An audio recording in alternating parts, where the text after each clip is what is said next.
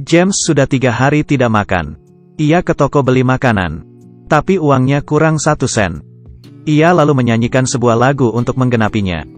Tapi, bos restoran marah dan melempar makanan itu ke wastafel.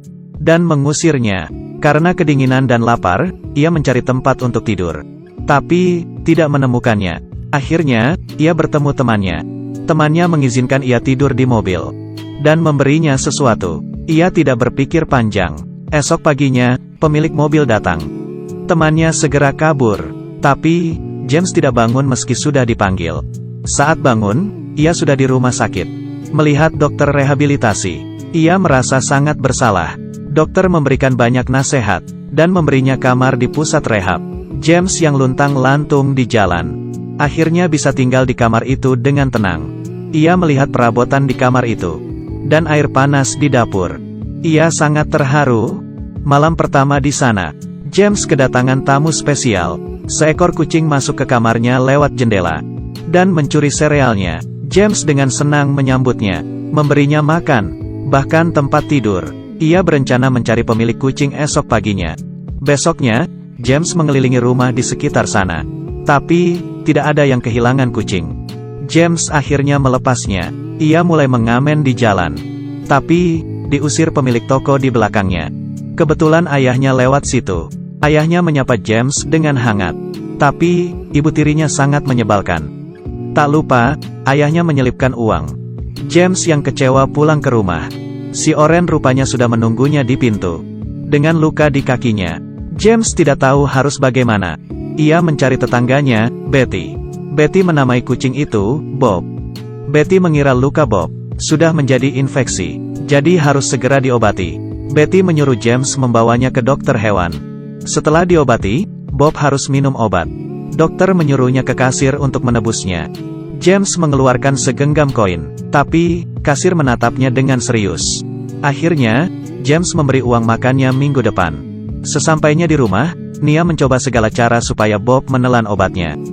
Bagi seseorang yang belum pernah memelihara binatang, pasti sangat kewalahan dan bingung.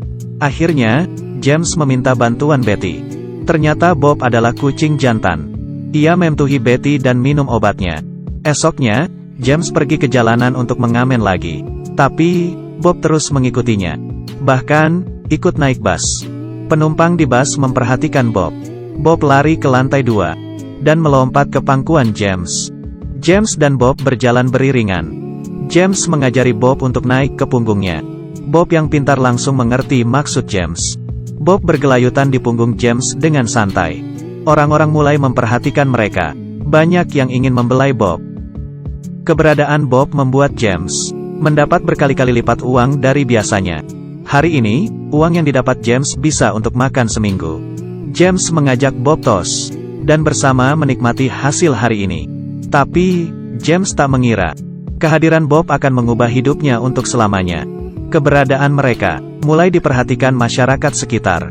Bob yang lucu dan menggemaskan membuat siapapun ingin mendekat dan mencubit pipinya yang bulat. Wanita ini ingin foto bersama Bob. Anak-anak juga sangat mengidolakannya.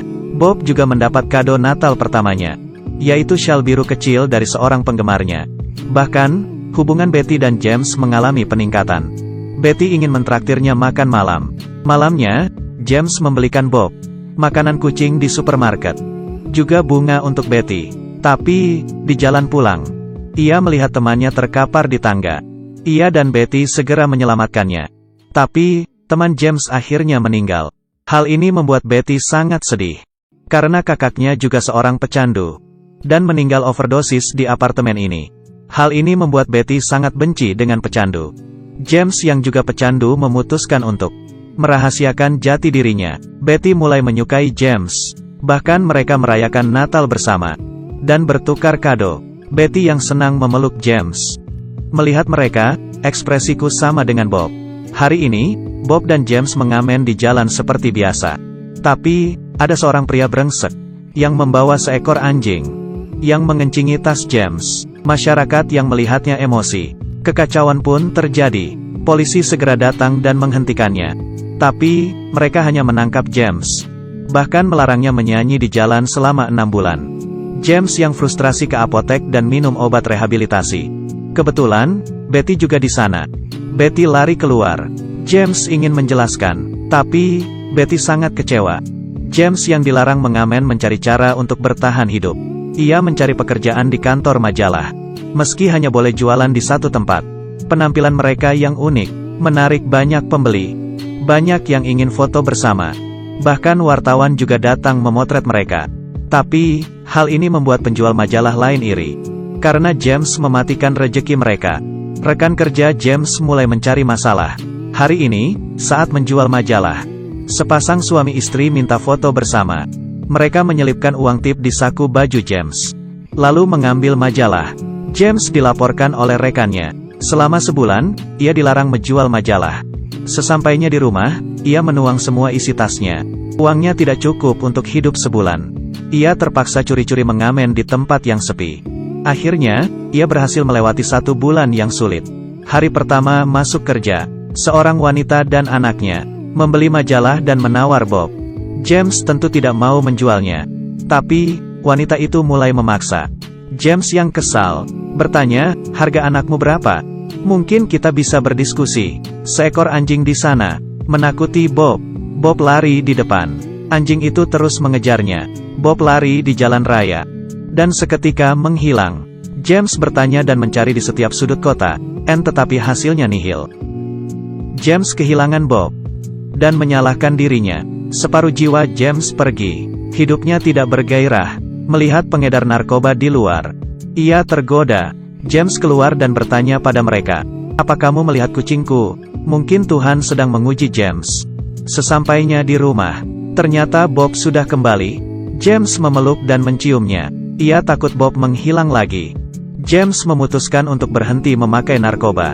Ia pergi ke rumah Betty dan menceritakan keputusannya. Tapi, James menolak bantuan Betty. Proses putus obat sangatlah menyiksa. James mulai gelisah, stres, dan marah. Ia sakau sampai lemas keringatan. Setiap ia tidak kuat, ia melihat Bob yang selalu setia bersamanya. Bob memberinya kekuatan untuk bertahan. Akhirnya, di suatu pagi yang cerah, James bangun. Ia segera mendatangi Betty yang ternyata mau pindah rumah. Betty sangat senang dan memeluknya. "Selamat, kamu berhasil." James ikut senang karena Betty sudah merelakan kematian kakaknya. Betty mau pulang ke rumah orang tuanya. Tapi, perpisahan bukanlah akhir. Betty memberi James Dreamcatcher yang melambangkan kerinduan.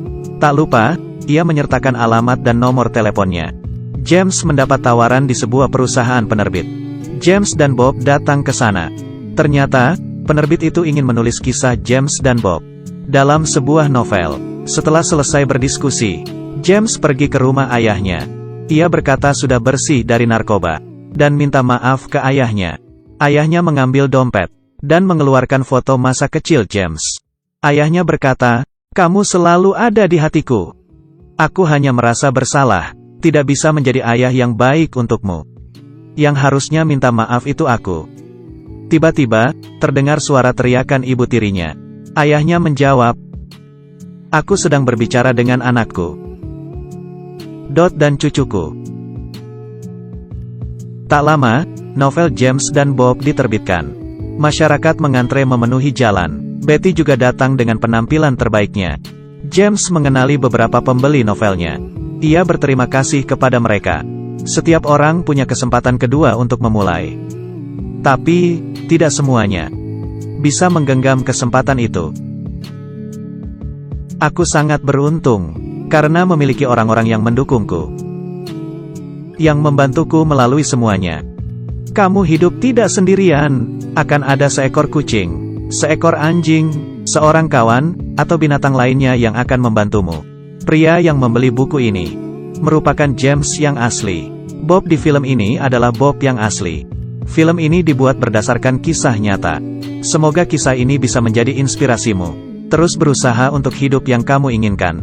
Aku Kaki Minyak, sampai jumpa.